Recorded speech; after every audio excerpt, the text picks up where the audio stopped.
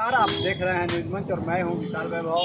पूर्णिया सांसद पप्पू यादव ने आज प्रेस वार्ता करके बड़ा बयान दिया है और कहा है कि जीते जी जो है हम किसी भी धर्म के अधिकार का हनन जो है नहीं होने देंगे और साथ ही जो है वो वक्फ संवैधानिक अधिकार यात्रा पर निकलेंगे और जिसका समापन पटना के गांधी मैदान में करेंगे।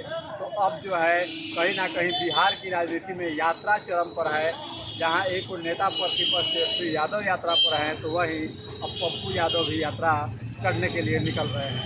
इस यात्रा का क्या कुछ असर देखने को मिलेगा बिहार की राजनीति में, ये आने वाला वक्त बताएगा। बने रहिए न्यूज मंच के साथ। न्यूज मंच के लिए नीरज कुमार के साथ विशाल वैभव पटना।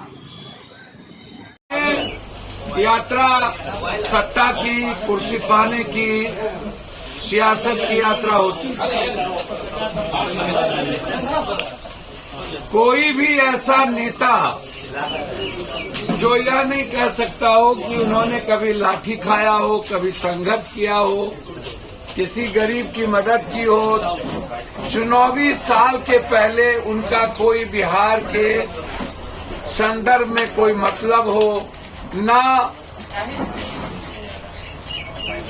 ऐसे नेता देश में आ गए जो हमेशा बैक दरवाजे से देश के संविधान लोकतंत्र के लिए खतरा रहते हैं, समाज के लिए खतरा रहते हैं। और उनकी यात्रा होती है सिर्फ सत्ता, सियासत, कुर्सी के लिए।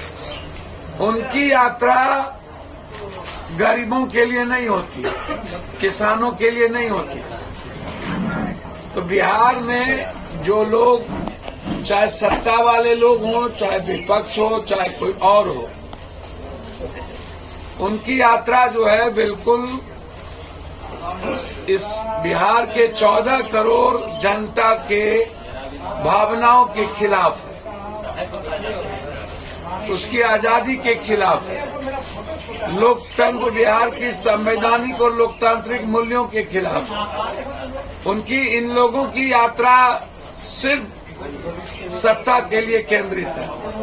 29 तारीख से जो हमारी यात्रा निकलेगी, देखिए उसमें एक ही बात है। आज मुद्दे तो अनेक हैं, मुद्दे ST/SC हक को लेके भी है, EBC हक को लेके भी है, OBC हक को, अधिकार आरक्षण को लेके भी है। जिन लोगों ने सब कुछ समाप्त किया है, OBC लीडरों ने, चाहे जाति जनगणना का मामला हो, इन अधिकारों को लेकर के। लेकिन मेरा जो सबसे बड़ा मुद्दा आज है, उसी में सब कुछ है। मैं इस देश में चाहता हूं कि कोई भी देश के लोग उठे तो मंदिर में शिव का, कृष्ण का, राम की स्तुति सुने, गुरुद्वारे से गुरबानी सुने, चर्च से जीसस की वो प्रार्थना सुने, लेकिन मस्जिद से भी अजान सुने। लगातार आम आदमी की आजादी पर हमला से होते होते जिस तरीके से लगातार इस हिंदुस्तान में 20 सालों के अंदर, 10 सालों के अंदर मुसलमान खाएगा, मदरसा में क्या पढ़ेगा, दलित की पढ़ाई होगी कि नहीं, जो पढ़ेंगे वो इनसे पूछेंगे मदरसा की पढ़ाई में क्या होगी, जिएंगे कैसे, खाएंगे क्या, घर बनाएंगे तो इनसे पूछेंगे। और अब मरने के बाद कब्रिस्तान में जाएंगे तो टैक्स अदानी अंबानी को देंगे, इनसे पूछेंगे। तो क्या आप जीते जी तो मारते रहे जेल में? अभी दिल्ली हाईकोर्ट ने दिल्ली के 4 दंगे में जिनका नाम इन्वॉल्व किया था, उन चारों को बरी कर दिया। तो आप तो धर्मों पर की जो स्वतंत्रता है, किसी भी धर्म, उसकी आजादी पर जो हमला है आपके, हम उसके खिलाफ। बिहार को विशेष राज्य, विशेष पैकेज दीजिए, हम आपके साथ खड़े रहेंगे। बिहार के युवाओं को आप नौकरी दीजिए, खड़े रहेंगे। अग्निवीर खत्म करिए, खड़े रहेंगे। किसानों के अधिकार की बात करिए, खड़े रहेंगे। हम सरकार के विरोधी नहीं है, लेकिन आप किसी भी धर्मों की आजादी को छीनेंगे तो हम उसके खिलाफ रहेंगे, एकदम रहेंगे। इसीलिए हमने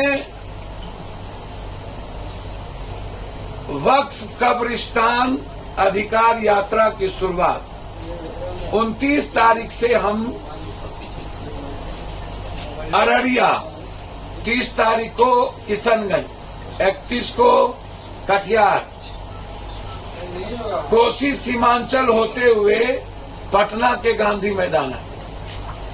हम वक्फ की कमेटी के सारे मेंबर से हम बात कर रहे हैं। इमारत शरिया से लेकर इस्लामिक जितने इदारा हैं, मिल्ली काउंसिल से लेकर के सबके इदारे के जो चीफ है उनसे मेरी बातचीत हुई है। हमने अन्य धर्मों के लोगों से भी बातचीत की है। यदि इस तरह यह काला कानून लाते गए और कभी हर धर्मों की आजादी पर और लोगों के जीने की आजादी पर ये हमला करते रहे, अब मरने के बाद भी कब्रिस्तान में जाने के लिए सोचना पड़े मुसलमानों को या किसी को, टैक्स अदानी अंबानी को दे और सारी जमीन अदानी अंबानी को दे दिया जाए, तो ये जो सारी जमीनें अदानी अंबानी को दे दिया जाए, इसके हम खिलाफ हैं।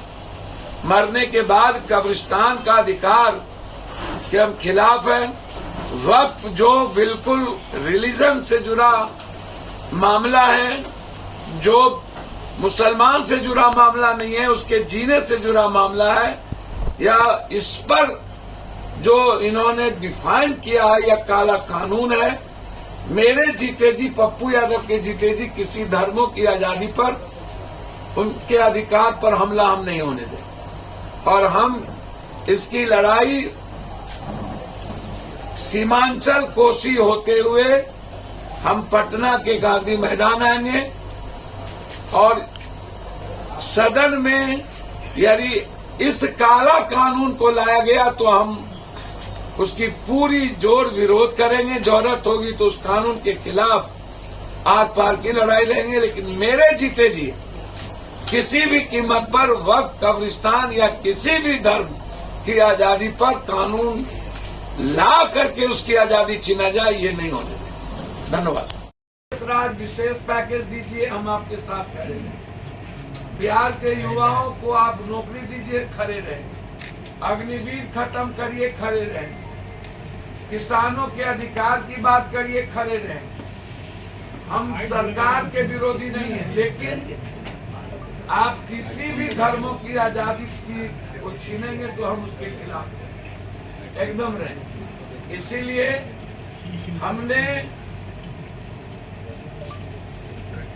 वक्फ कब्रिस्तान अधिकार यात्रा की शुरुआत 29 तारीख से हम अररिया, 30 तारीख को किशनगंज, 31 को कटिहार, कोसी सीमांचल होते हुए पटना के गांधी मैदान में। मैं इस देश में चाहता हूं कि कोई भी देश के लोग उठे जो मंदिर में शिव का, कृष्ण का, राम की स्तुति सुने, गुरुद्वारे से गुरबानी सुने, चर्च से जीसस की वो प्रेयर प्रार्थना सुने, लेकिन मस्जिद से भी अजान सुने। लगातार आम आदमी की आजादी पर हमला से होते होते जिस तरीके से लगातार इस हिंदुस्तान में 20 सालों के अंदर, 10 सालों के अंदर मुसलमान खाएगा, मदरसा में क्या पढ़ेगा, दलित की पढ़ाई होगी कि नहीं। जो पढ़ेंगे वो इनसे पूछेंगे मदरसा की पढ़ाई में क्या होगी, जिएंगे कैसे, खाएंगे क्या, घर बनाएंगे तो इनसे पूछेंगे। और अब मरने के बाद कब्रिस्तान में जाएंगे तो टैक्स अदानी अंबानी को देंगे, इनसे पूछेंगे। तो क्या आप जीते जी को मारते रहे जेल में? अभी दिल्ली हाईकोर्ट ने दिल्ली के 4 दंगे में जिनका नाम इन्वॉल्व किया था उन चारों को बरी कर दिया।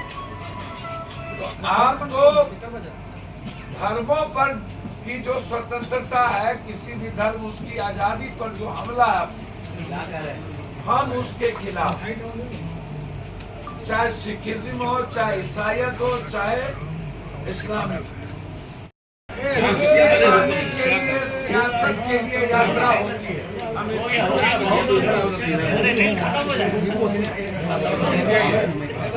बिहार में यात्रा सत्ता की, कुर्सी पाने की, सियासत की यात्रा होती है।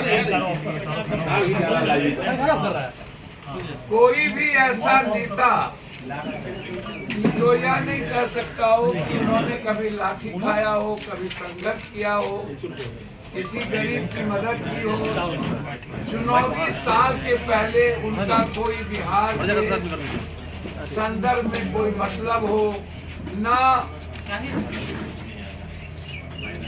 ऐसे नेता देश में आ गए जो हमेशा बैक दरवाजे से देश के संविधान लोकतंत्र के लिए खतरा रहते हैं, समाज के लिए खतरा रहते हैं। और उनकी यात्रा होती है सिर्फ सत्ता, सियासत, कुर्सी के लिए। उनकी यात्रा गरीबों के लिए नहीं होती, किसानों के लिए नहीं होती। तो बिहार में जो लोग, चाहे सत्ता वाले लोग हों, चाहे विपक्ष हो, चाहे कोई और हो, उनकी यात्रा जो है बिल्कुल इस बिहार के 14 करोड़ जनता के भावनाओं के खिलाफ है।